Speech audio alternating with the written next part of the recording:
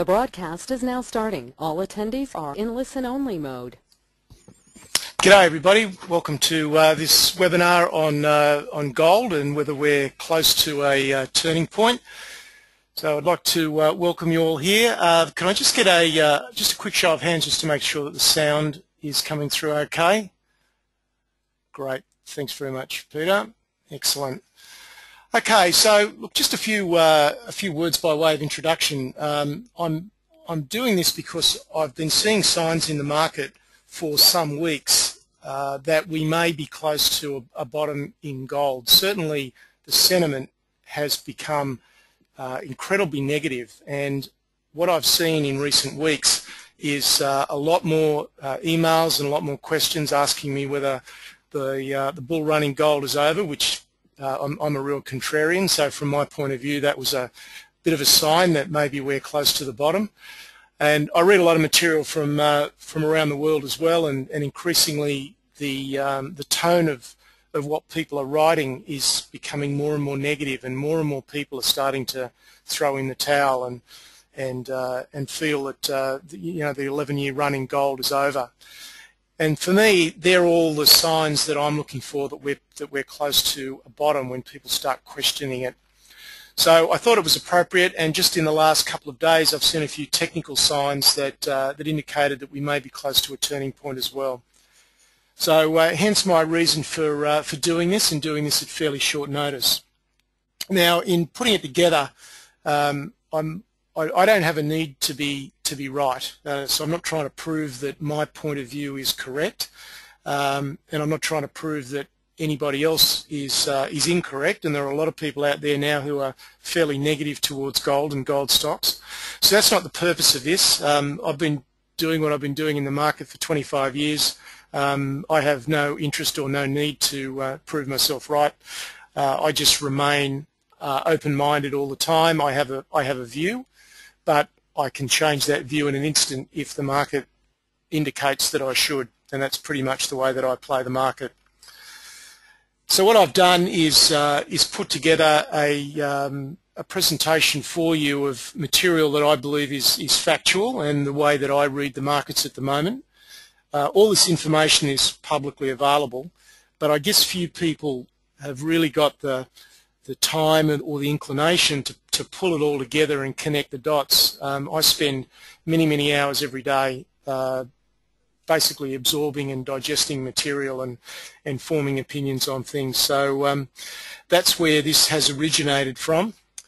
I'm going to be looking at gold both from a fundamental point of view and also from a charting point of view as well, both of which obviously contain a lot of value. Now I want to declare that I have a bias. I've got a fundamental bias. I'm a bull on China over the long term. That doesn't mean that I'm assuming that China's just going to keep going up and up, because clearly it won't. There'll be some potholes in the road, and there'll be some times when China has setbacks, and that will certainly have significant ramifications for us here in Australia. But basically I think China is on a strong growth path for the next at least 10 years, but probably 20 or maybe even 30 years.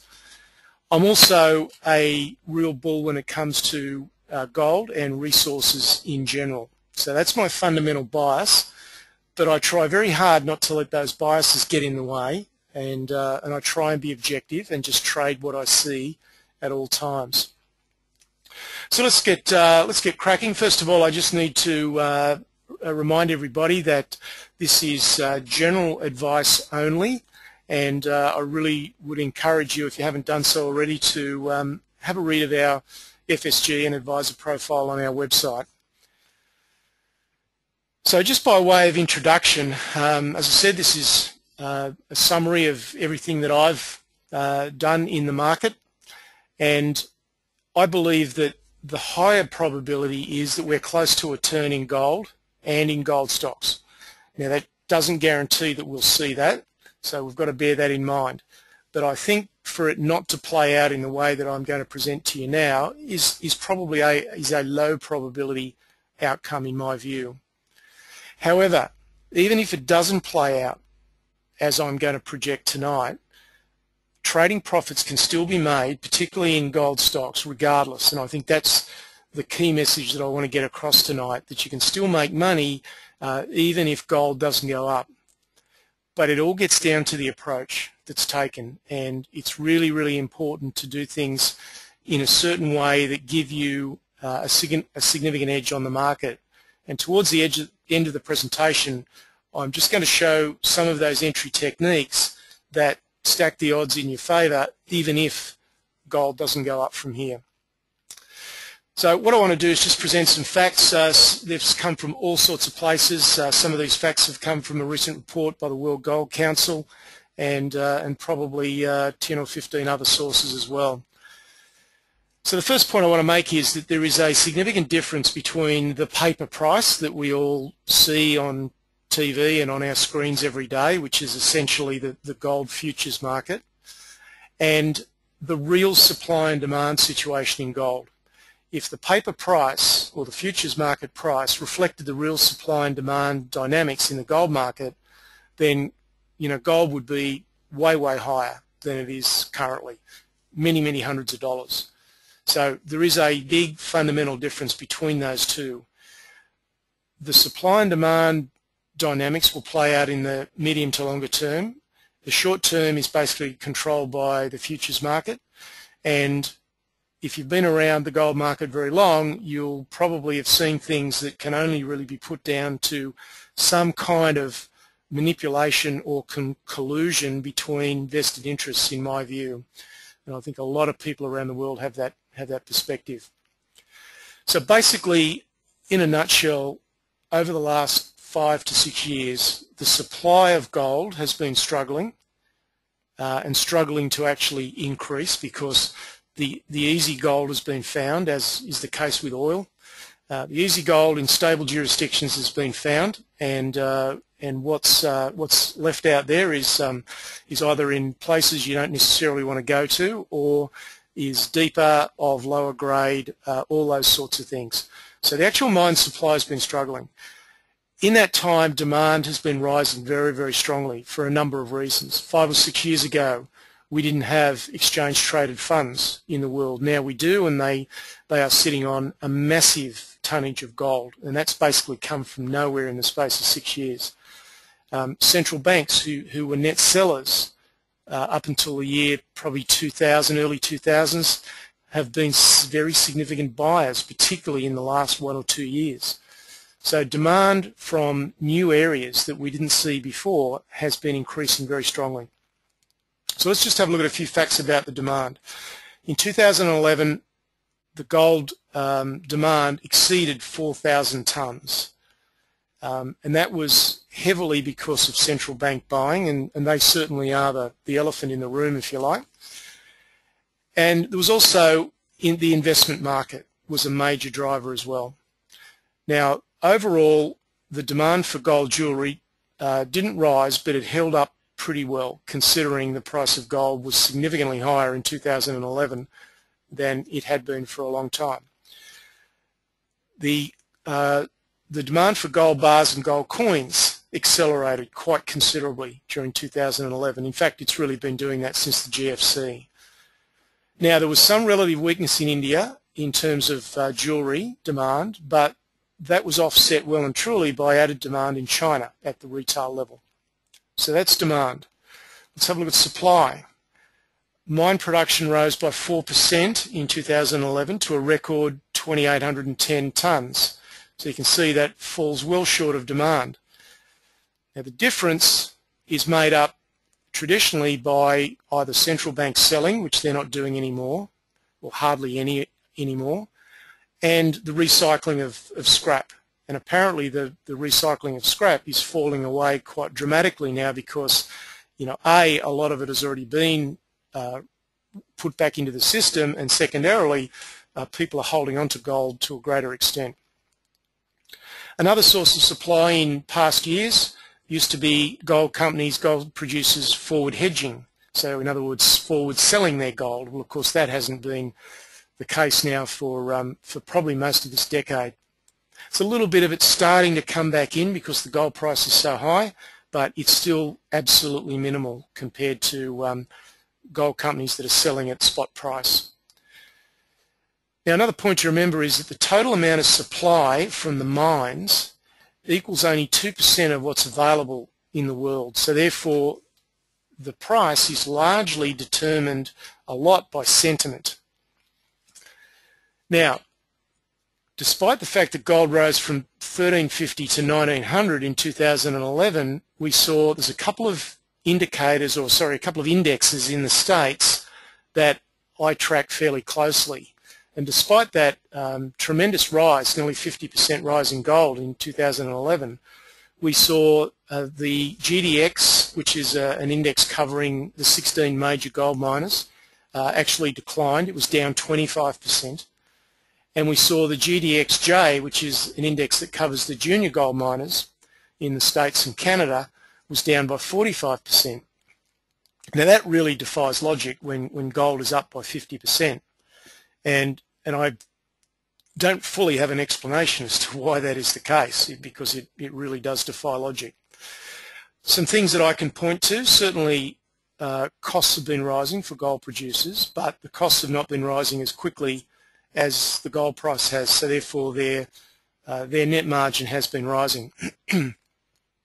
Another area is that gold traditionally rises in conjunction with inflation expectations, and those expectations have been fairly weak since the GFC. People have been more concerned about deflation than inflation. So that's where a lot of the sentiment has come into impacting the price of gold. There's been fears about the US dollar getting stronger, not so much because it was going to be a better place to go, but because really the euro was so weak. Everyone was so fearful about what was happening in Europe that they felt the US dollar might rise, and that would cause the price of gold to come off as well. And I'll come back to those charts on GDX and GDXJ shortly. Now, just looking at some of the drivers for the gold price. So looking at a big picture level,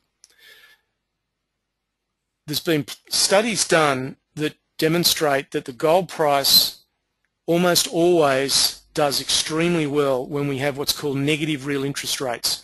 So in other words, if you take the prevailing interest rate and you subtract the rate of inflation, so in the States with interest rates extremely low and real inflation at probably something like 5 or 6%, then there are negative real interest rates in America, and they've basically guaranteed that until 2014 because the Fed has said they're going to hold rates down to effectively zero until that point in time.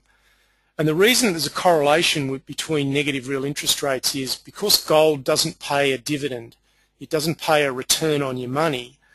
When interest rates are positive, then people are looking for a return, and gold doesn't provide that. But when interest rates are negative, people say, well, you know, I'm not getting anything for my money anyway, I may as well put it in gold as a safe haven. So there's always been a very strong linkage there. Secondarily, inflation expectations are starting to pick up from all the money printing. I mean, it had to happen. We've seen massive money printing for the last 3 years, and eventually that had to feed through to inflation. And of course, you know, gold is a hedge to this overall currency devaluation. Thirdly, there's been a greater reluctance on the part of governments to deal with inflation. Things are fundamentally so bad in many places around the world that they're actually dying for a bit of inflation rather than the risk of deflation. So people aren't expecting governments to actually jump up and down and stomp on the top of inflation. They're probably quite happy to let it go for a bit. The next driver is the direction of the US dollar, which is, on a big picture level, is down. And notwithstanding what's happened with the euro, if that turns out to be a short to medium term issue, then the direction of the US dollar is down, and the US government has a lot of vested interest in seeing the dollar certainly not rise, because manufacturing is starting to make a comeback in America now, and the last thing they need is for the US dollar to start going up. Now, central bank holdings have risen by 500 tonnes over the last 2 years due to a lot of the countries that are running foreign reserve surpluses, like China, for instance, who've had a lot of their money in US treasuries, are now saying that's a really, really bad investment, and they're diversifying into buying gold. So China's government has been accumulating, but also there's been a retail accumulation program in China that's very heavily promoted. You can walk into banks in China and you can establish regular saving plans where you actually buy gold. You might buy a 1/10 of an ounce of gold a month or something of that nature. So when you start to factor into a country as big as China that has a saving culture as China does, that you actually get widespread accumulation, then the mind boggles where that could go, and it's really only just starting. But as I said earlier, sentiment has the largest short-term impact on the price of gold. So they're some of the bigger picture drivers. Now, just looking at what central banks are doing, because central banks are the biggest buyers. If they're really getting stuck into buying, then that dwarfs absolutely everything else. And that will pretty much assure gold as an alternative. Now, the European Central Bank has raised $1 trillion or printed $1 trillion since December. Britain, £325 billion since 2009. This is money just created out of thin air. Japan, $825 billion. The US Fed has said they're going to keep interest rates low until 2014, and I have no idea, I think people have lost count how much money the Fed has created out of thin air in the last 3 years since the GFC. So just think about the consequences of all that liquidity. It is absolutely massive, and I believe ultimately it has to lead to higher and higher inflation, and that's obviously going to be a positive for gold. So I just cannot accept in any shape or form that the price of gold is going to collapse significantly from here, and some people are talking about it back to $1,000 an ounce. I just cannot accept that the environment at a fundamental level will support that. So overall, the gold market, to my mind, is driven by a very diverse set of factors. It's not relying on any particular area. We've got central banks, we've got exchange-traded funds market is going very strongly. We've got retail demand accelerating in China. There's a whole lot of things that are all conspiring to maintain that strong demand. So just looking at central bank buying for a minute, and I won't go too much longer on the facts and figures, but I really wanted to back up my position with as much factual evidence as I possibly could, rather than just wishy-washy opinions. So central bank buying, there have been net buyers of gold to the extent of 440 tonnes in 2011, and that was the highest level since 1964 that central banks had bought. And it was nearly 3 times what they bought in 2010. So not only are they buying big lumps of gold, they're accelerating in their buying. And that's largely because it's the emerging markets that are diversifying their foreign exchange holdings. They're just sick of holding US dollars and seeing the value of that money just deteriorate year by year. So I think this is one of the big themes that a lot of people are forgetting. That I think there is a long-term move away from the US dollar as a place to hold your foreign reserves, and a move into gold. Now, looking at general investment demand, as I indicated, the ETF demand is still growing. It's growing at a slower rate, or it did in 2011. That might only be a short-term blip, but it is still growing. And bar and coin demand into the private market is still rising strongly as well. So when I look around the fundamental drivers, I just can't see why that's going to change. Now, I've been asked a lot why gold is down in recent weeks. Look, I'm not 100% sure. I think there was some fairly blatant manipulation to my mind about a month ago, and that would have created a lot of stop losses being set off. It would have meant that a lot of hedge funds would have had to progressively liquidate as they could for margin reasons. So I think that process is probably still playing out. But we've also had the expectations of QE3 in America have been pretty much hosed down. So I think that's part of it. And overall sentiment towards gold is really, there's no two ways about it. It's been very, very poor.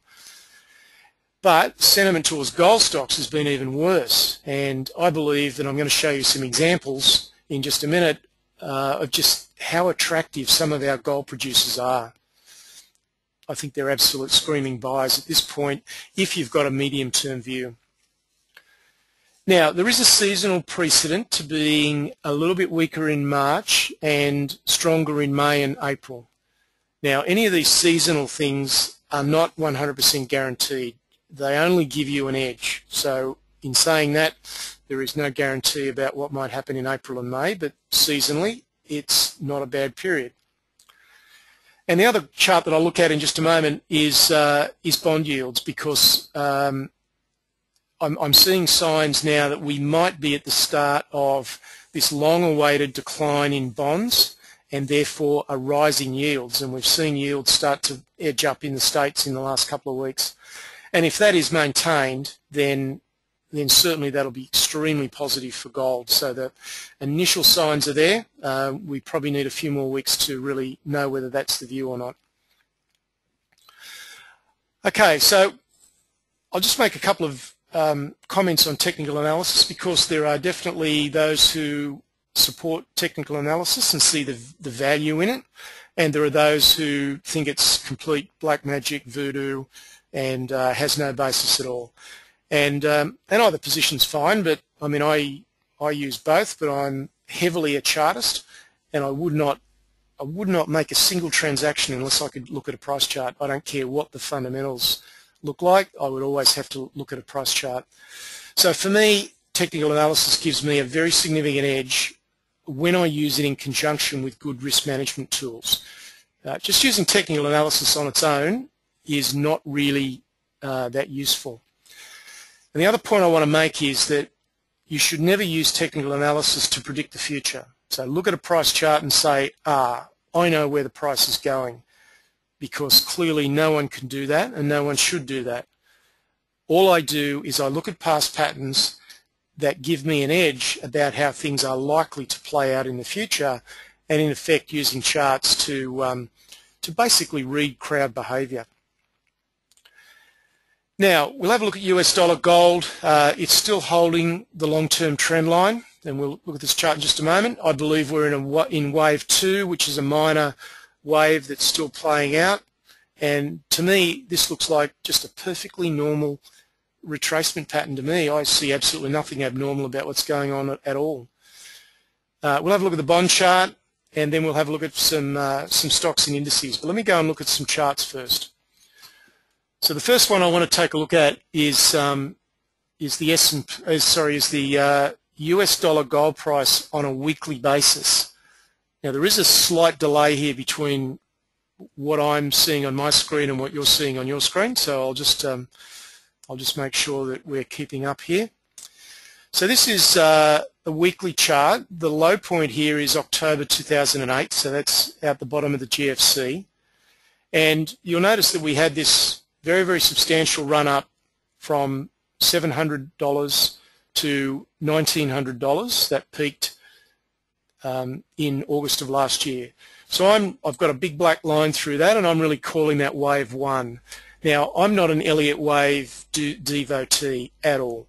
There's a lot about Elliott wave that I think is a bit suspect, but I do think there are some parts of Elliott wave that fit crowd behavior, which is basically what I do. I read crowd behavior, and some parts of Elliott wave to me make sense in terms of crowd behavior. So I use it as a framework, not as a gospel, but just as a framework to help me put a bit of structure around the price action.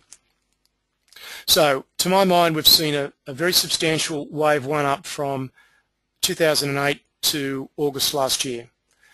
We are now in wave 2 down, and that still may not be quite complete, but my view is I think it's close. Now, within this wave 2 down, often we get, in fact more often than not, that decline will happen in an ABC pattern. So the A leg is the first one to the downside, then the B leg is then up, and what happens there is that the crowd initially sells off. The people who don't believe the trend is finished are buying the dips, So there's a bit of dip buying goes on, pushes the price back up a bit, and then the rest of the selling gets completed in the C leg down. So within this wave 2, we've got an ABC pattern to the downside. Now, you'll also notice there's a dotted line here, which is the long-term trend line for gold, and you can see we're almost down to that now, very, very close. And I don't see any reason why this trend line, of course this trend line could be violated, but it's been in place now for some time, so I think it gives us a bit of a probability that the market will reverse off that area. So I believe sorry, I'm confusing here. I believe that wave 2 is complete. I beg your pardon. So to me, wave 2 is complete. We're now in wave 3. So we're now in wave 3, and wave 3 should play out in something like an extended 5-wave pattern to the upside. So far we've had one wave up, we've had a wave 2 correction to the downside, which may not have finished, and now we're heading into wave 3, or close to it, to the upside, and this wave 3 will typically be the longest and strongest of the pattern, and I believe that will take us beyond $1,900. Now the question is that wave, this little wave 2 here, is that quite complete? So wave 2 we're talking about from the middle of February to the current day. May or may not be quite played out yet.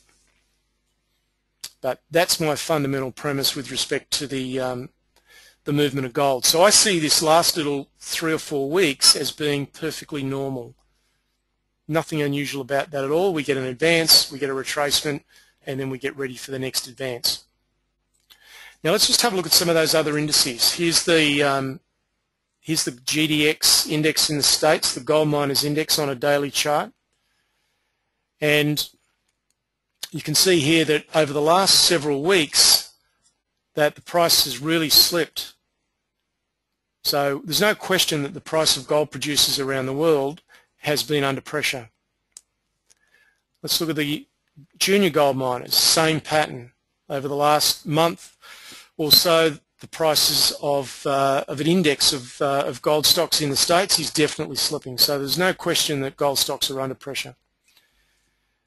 Let's just have a look at the bond chart. So this is 30-year US bond yields. You can see clearly it's in a big picture downtrend, but we've had some stabilization. We had a blip higher here in interest rates in October last year, and it's settled back again. But now we're getting another blip up, and it remains to be seen over the next couple of weeks whether that continues or not. Now, if interest rates continue on up and get above 3.5, 3.6, that will have a significant impact. That's telling you that the inflation expectations are rising, and that will be very positive and supportive for gold. So just a bit of a preliminary there.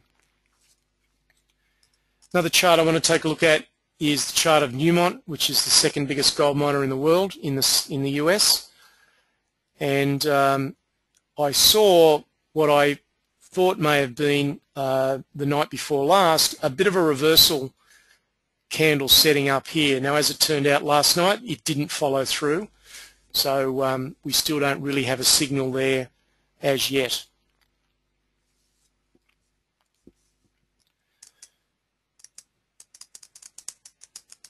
Okay, so let me just go back and look at some of the other stocks, and I want to take a look at some of the Australian producers and give you some fundamental information about those producers, and then also look at it from a charting point of view as well.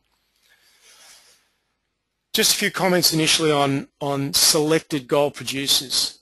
Some of them are excellent businesses. You know, we're not talking about speculative exploration stocks. We're talking about really strong businesses that have got strong return on equities, which to me is one of the fundamental factors that I look at. A company that's consistently got strong return on equities in excess of 20% are always going to create a lot of value for shareholders. They've also got strong earnings per share growth as well. So, you know, these are really attractive businesses. They've got net cash in the bank, some of them substantial amounts of net cash in the bank. and we'll have a look at a couple. They've got rapidly growing production profiles. Most of these companies now are gearing up to double or even triple their gold production over the next 2 to 3 years. When you look at it from a valuation point of view, what they've got in the ground has real value.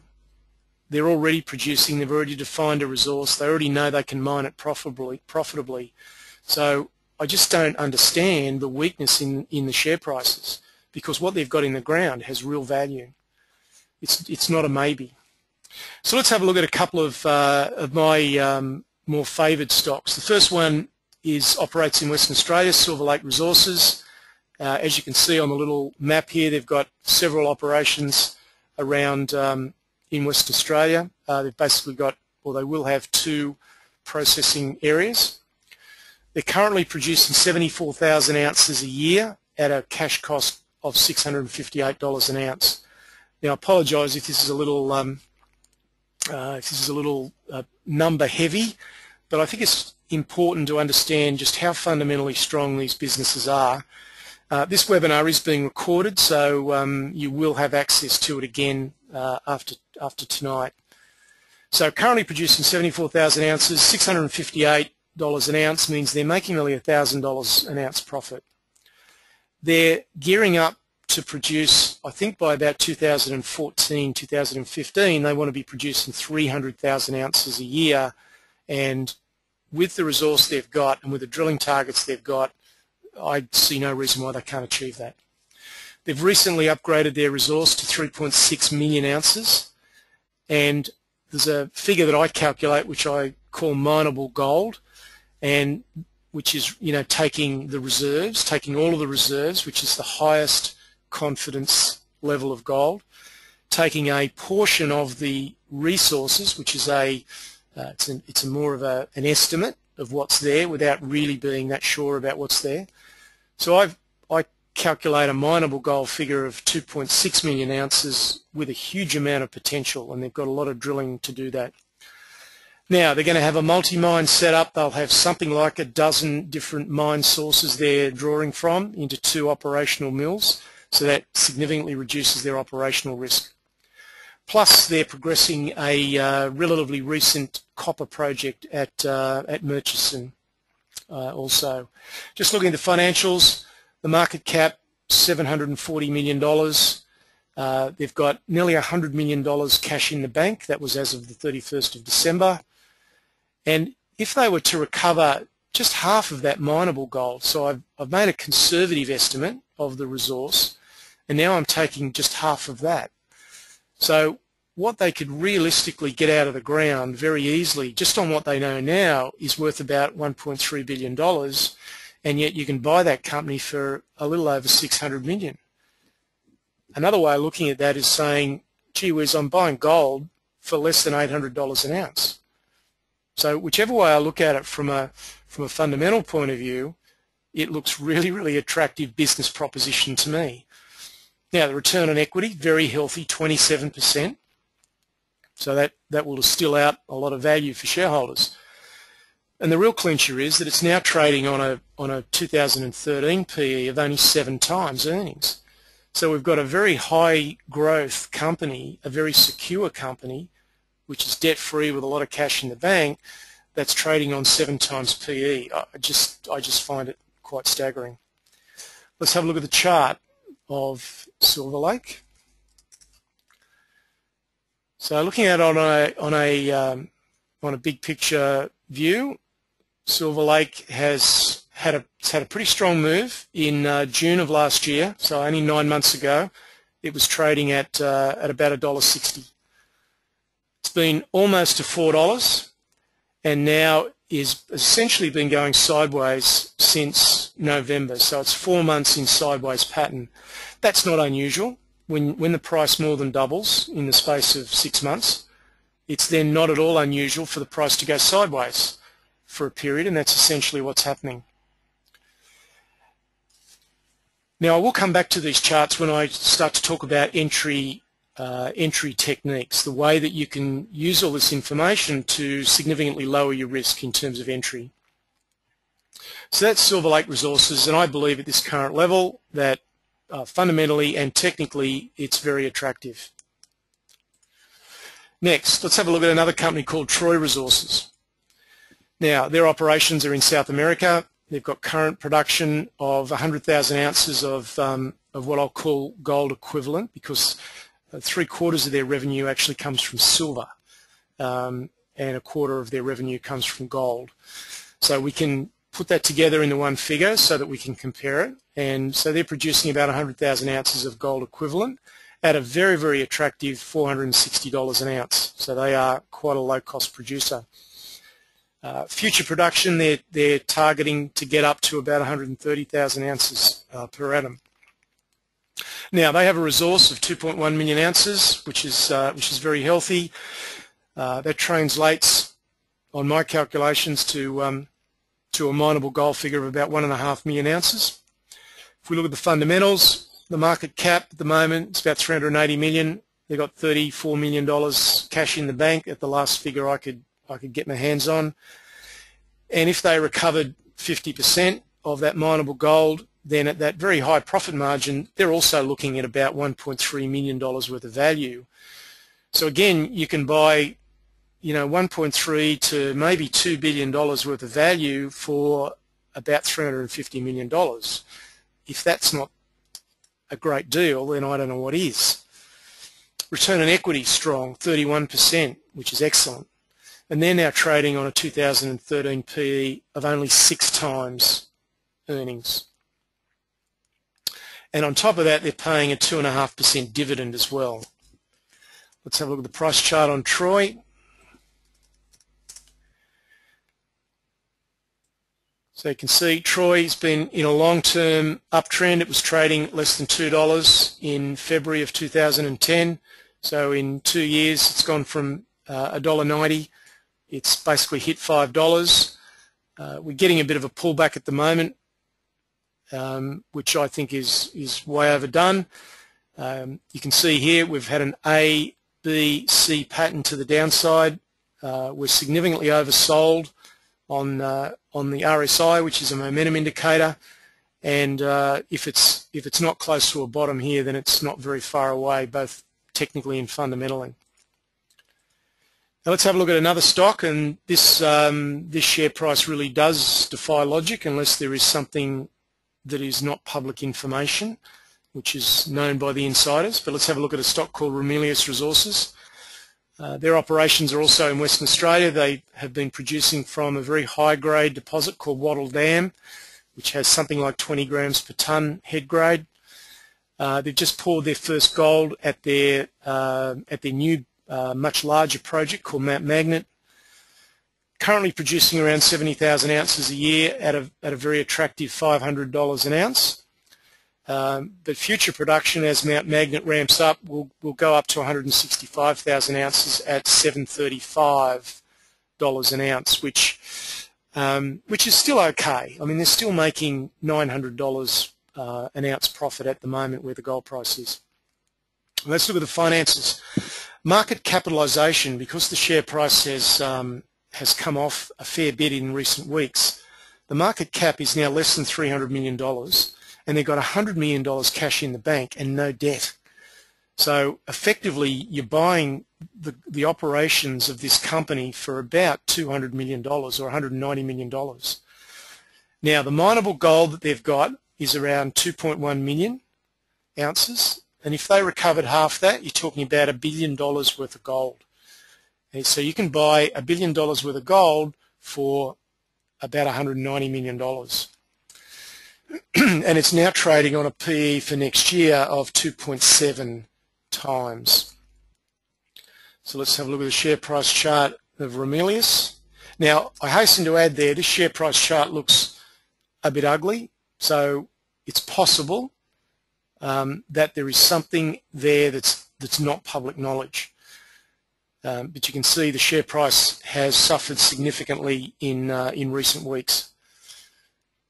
However, I can't imagine what it is that would be so significant, because the gold is in the ground, the grades are good, they're operating, they've got lots of cash in the bank. I don't understand the share price at this level at all. Now, I'll just show you one final slide and then I want to do a couple of other things, show you a couple of other charts, and then I'll take some questions. So the important thing, as I said right at the start, is that we can look at the price of gold and we can draw conclusions and we can have opinions, but we can never really be sure whether we're 100% right or not. So when I trade, I want to have another edge in terms of how I get in and how I get out in case I'm not so much incorrect, because I believe my fundamental analysis is correct, but the market might just do something different. The gold price may not go up. It's possible. I think that's unlikely, but it's possible. So if the gold price weren't to go up, how could we get ourselves an edge and still make money out of trading gold stocks? So I just want to look at the different types of entries. Now, fundamentally we can pursue what I call price and volume breakouts, and we've seen a lot of those of late, particularly in the gas stock part of the market. Now, I've been doing this for a long time, and even in markets like this, if you chased every price and volume breakout, you'd find probably half worked and half didn't. In a poorer market, you'd find maybe 2 out of 10 worked and 8 out of 10 didn't. So price and volume breakouts are always things that you've got to take with a fair amount of care. Now, I know some people are making some really good profits at the moment, but these sort of conditions are, they're pretty good at the moment. They're not always like this. So price and volume breakouts certainly have a place, but they're a lower probability in the overall scheme of things. A much higher probability way to trade is using a concept called reversion to the mean, and I'll explain that with some charts in just a minute. Reversion to a mean in strong uptrends. But the most high probability, to my way of thinking, is when the price is extended way below the mean, where the fundamentals of the stock are really strong, and we're seeing that in stocks like Silver Lake, Troy Resources, and a number of other stocks. So where the fundamentals are really strong and the price gets unreasonably sold off, in other words, it gets short term, it gets well below the moving averages, then that snapback in price to the moving averages is almost a given. It's almost a given. It's the highest reliability trade entry that you can get, in my opinion. So I want to have a look at some examples. I'm going to look at Regis Resources. I'm going to look at a gas stock. I know it's not gold, but I'm going to look at a gas stock called Drill Search and just point out how you could have applied these techniques. And also one that has started moving recently called Pan-Continental. It's another oil and gas producer, and we'll have a look at a couple of current gold producers as well. So first of all, let's have a look at Regis Resources. So this is the price chart. You can see it's been an amazingly good trend. It's gone up within reason in a straight line from July of 2010, where it was trading at around 90 cents, and just recently it was trading at $4.40. It's pulled back just a little bit, but I'm just going to pop that on a weekly chart first of all. So what you'll notice on the weekly chart here is that we had a strong uptrend which ran from July of 2010 up to December of 2010, and then we got a pullback to this moving average envelope, and that's what I'm calling the reversion to the mean. In other words, the price accelerates away, it gets overdone because that's how crowd behavior works, pushes the price too high, and then the price will always come back to the moving averages, or it will revert to the mean. And that's just a function of financial markets. All financial markets eventually revert to the mean. So it is quite a reliable pattern. It's just you can't be quite sure when it's going to happen and from where it's going to happen, but you know that it is going to happen. So if you hook that piece of knowledge up with an appropriate entry-exit technique, then it can be really quite helpful. So every time that this price pulled back to the moving averages, it then made another leg higher. Now, this is happening within a strong uptrend, and that's the proviso. You've already got to have had a proven strong uptrend in place. And for me, this trend was proven to be strong not only because of the rate of increase, but all these really big volume spikes that we're seeing through here, indicating a lot of momentum behind the price, and it's also being supported by these other indicators down here. So that's a really strong pattern. Let's have a look at a company called Drill Search. And here's another exceedingly strong trend that started around about October last year. We ran up a fair way, we pulled back to the moving averages over a period of 3 weeks. The price then took off again, came back, and it just kept ramping up, coming back to the moving averages, ramping up, coming back to the moving averages consistently during that time. And then eventually we got a pullback of a bigger dimension. So this more substantial dimension brought us back down, and I could put some other indicators on here, but I don't really have the time to do a complete technical analysis lesson, but there are other indicators we can use here to give us an idea of where the price would pull back in a larger time frame pullback. So they're entry techniques that can really help you get an edge, even if sentiment isn't all that great. And as you know, gold really has been struggling a bit since around about August, September last year. So let's have a look at August, September here on Regis. We can go back to so Regis. Sorry, looking at the wrong chart. Beg pardon. Let me just go back to Regis Resources. So Regis Resources, when gold peaked out, was trading at around $2.80. So gold has actually peaked out and gone down significantly since September, and yet Regis has gone from $2.80 to $4.40. So this was such a strong trend that, and if we'd used our entry technique appropriately, that we still had significant advantage. Let's just have a look at PCL. Again, just from I know this is a webinar on gold, but I'm just really demonstrating this technique. You can see here on a daily chart, the price ran up, got extended well above the moving averages, has pulled back to the moving averages, which was around about 15 cents. We then had another spurt higher. We then went sideways, which allowed the moving averages to catch up, and then it's taken off again. So that process of reversion to the mean is one that does give you a significant edge. Let me just go back to the charts of Troy Resources, for instance. Now, you'll notice that whilst we're still within an overall consolidation pattern on Troy, we do have a stock that is fundamentally very attractive and is also very, very cheap now. We've got the RSI way oversold, and you can see the price, how far below the moving averages this price is. Now, the moving averages are currently sitting around about $4.55, $4.60. You can buy into Troy at $4.30. I think there's a short-term rebound very, very soon. Now, you need to add a few more little things there to help you with getting the timing right, but I believe this share price is now in the zone where we can expect a high probability of a price rebound. So they're just some techniques that you can use to assist you with trading gold stocks, even if gold doesn't do what I believe it ultimately will do. So look, that's all I wanted to cover in terms of the presentation. So I'll open it up now to questions, and so over to you guys.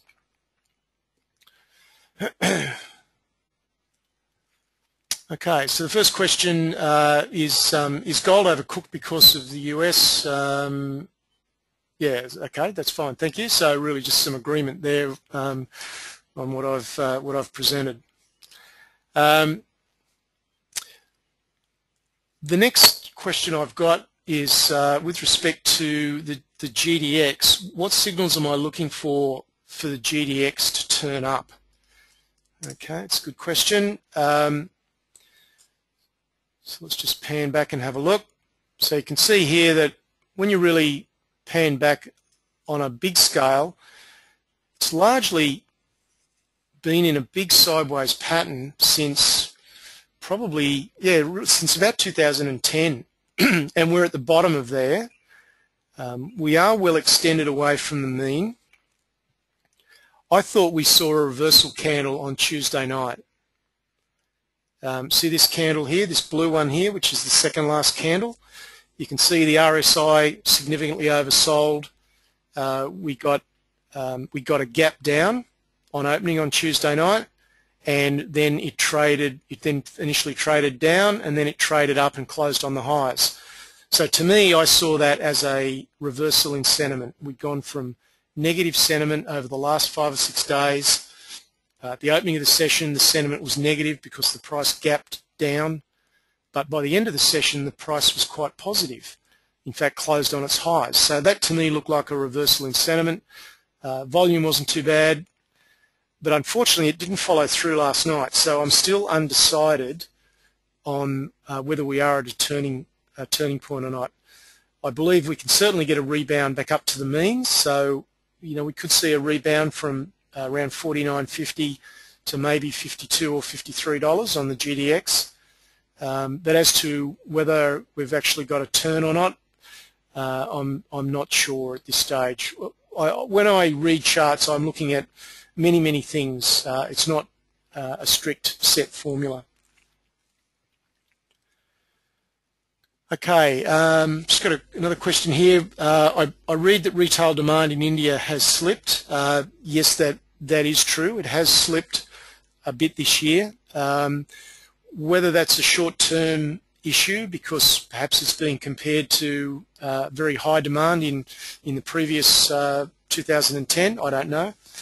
But what I can tell you is that the retail demand in China is offsetting the decline in India. Okay. I've got a question here with respect to Bollinger Bands, which are these dotted lines, this dotted envelope around the price. And the way that I use Bollinger Bands, I use them in a couple of different ways. You can use them to identify statistical extremes. They help me a lot with identifying reversals. When the price is outside the Bollinger Bands, then it means that it is at a statistical extreme. That means that the price really shouldn't stay there for very long. And so if you get a reversal in sentiment pattern, if you look here, 27th of January, we had very positive sentiment. The price closed outside the Bollinger Bands, which means that the sentiment was at a relative extreme. And then 2 days after that, we then had a reversal and closed back inside the Bollinger Bands, and that then led to a decline of probably about 8%. So I quite often use Bollinger Bands in that way, to help me with reversals, because it tells me where the price is extended well beyond where it would normally be.